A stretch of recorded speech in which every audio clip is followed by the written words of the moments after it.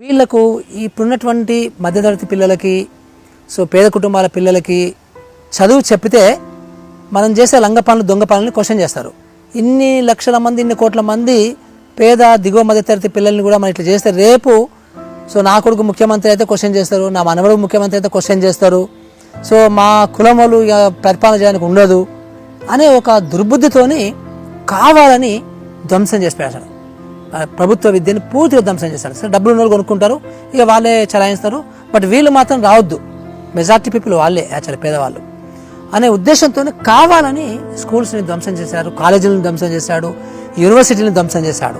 ఈ దేశ చరిత్రలో ఎక్కడా ఇంతవరకు లేనటువంటి ఒక అద్భుతమైనటువంటి కార్యక్రమాన్ని young India integrated residential schools సంబంధించిన జియోని 58 స్కూల్స్ సంబంధించి 11,600 కోట్ల రూపాయలతో ఈ young India integrated residential schools ని శాంక్షన్ చేస్తూ ఈ రాష్ట్ర విద్యార్థులు కేవలం ఈ దేశంలోనే కాదు ప్రపంచాన్ని కూడా శాసించే అద్భుతమైనటువంటి సంస్థల్లో పనిచేసే విధంగా ఈ పాఠశాలలో చదువుకున్నటువంటి వాళ్ళు ఎదుగుతారు.